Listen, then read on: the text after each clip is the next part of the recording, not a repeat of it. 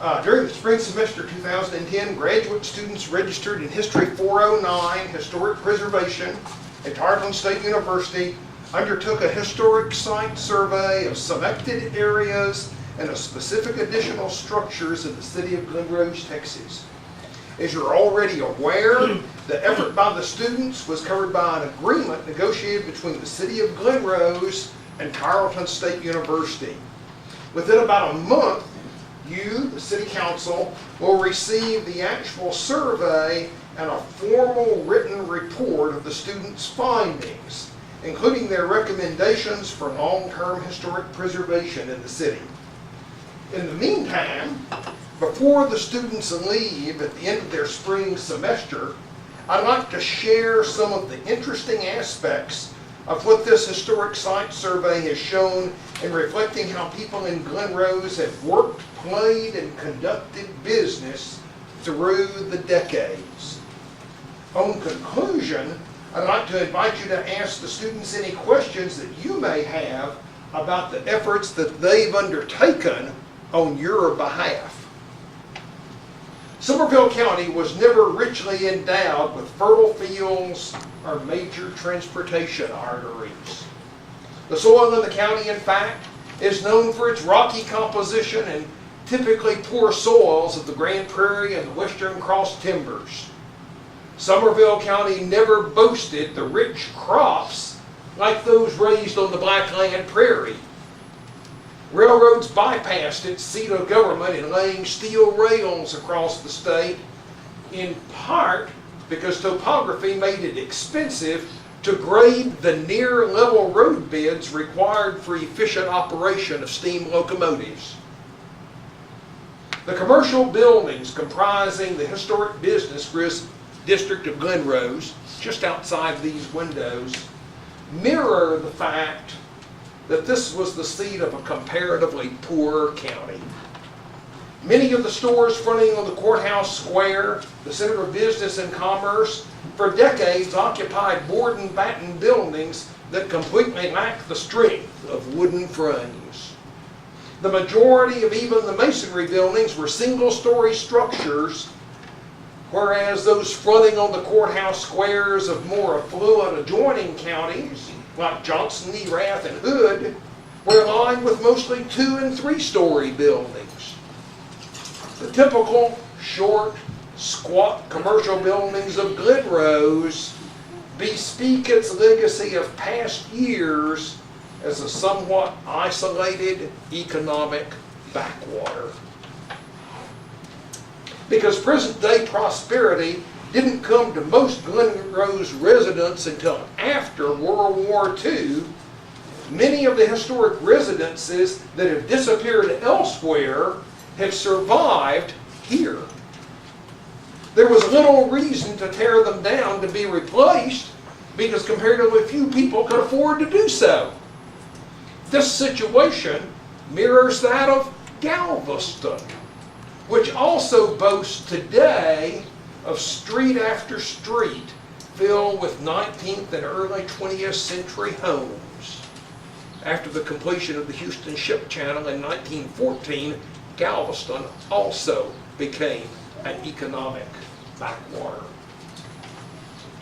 Galveston has demonstrated that neighborhoods like these can serve as a substantial resource in luring modern tourists to a town. Glen for decades attracted its own share of historic out-of-town visitors. Even though Somerville County had limited agricultural resources, the town and its environs did have the spring-fed Paluxy River and an abundance of free-flowing artesian wells, some of them spouting forth health-boosting mineral water. In the days before the scientific discovery of microbes, mineral water spas from Baden-Baden in Germany to Glen in Texas became magnets for health seekers. Visitors even braved the inconvenience of having to make the last legs of their trips to Glen in horse-drawn spring wagons, carriages, and mud wagons. to bathe in and imbibe the natural mineral waters, to cleanse their bodies. The health seekers led the way for pleasure seekers who, after the development of reliable automobiles in the 19-teens, began flocking to the banks of the Paluxy River for both health and recreation. Today, Glen Rose is fortunate to have many of the facilities that originally were built to serve outside guests who came to the town seeking to restore their health, to enjoy the natural beauties, and to have fun on the banks of the tree-shaded riverside community. These include sanitaria, hotels, riverside cottages, a significant historic swimming pool, and even a maple-floored roller rink and dance pavilion. And I'll tell you, there are Texas communities that would willingly trade their convention centers to have a dance floor like the maple floor you have in Oakdale Park. In a county where agricultural production was limited, farmers and others did just what settlers west of the Appalachians did during the early years of the American Republic. They found a way to concentrate the value of their grain in the form of distilled spirits. With a ready market of buyers provided by the pleasure and health seekers, people used locally grown grain and fresh, clean waters from innumerable free-flowing springs to develop a grassroots distilling business that became renowned across Texas, renowned for the quality of its products. Today, that legacy of entrepreneurship and illicit pleasures is preserved in artifacts and exhibits at the Somerville County Museum, which happens to occupy one of the buildings included in our site survey. One of the manifestations of Glen Rose's role as a destination for historic tourists remains today in its many historic buildings that incorporate local petrified wood into their construction. Even the mayor of the town built a petrified wood home about 1930, while the municipal government used this distinctive material when it constructed a new fire station and city office building. As historic preservation, Mary Saltarelli demonstrated conclusively in her master's thesis at Goucher College in 2006, Glen Rose has the largest concentration of this type of building in the entire state of Texas. In the entire state of Texas.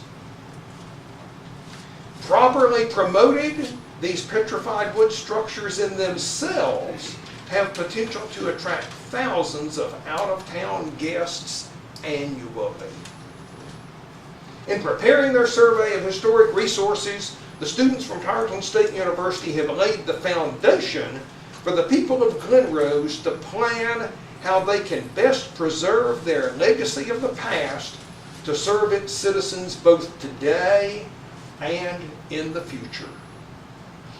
As one of the participants in the project, I want to thank everyone in the community for their efforts to make this project such a success.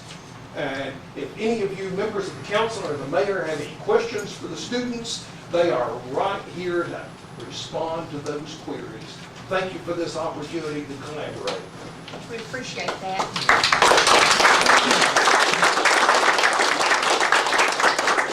And I do not have questions, but I do want to make a comment. I just heard positive comments on the students and everything, the research that they were doing, and so we just appreciate all your hard efforts for that too. Guys, do y'all have any questions or anything? Thank you so much. Thank you very much. We appreciate it. We appreciate it.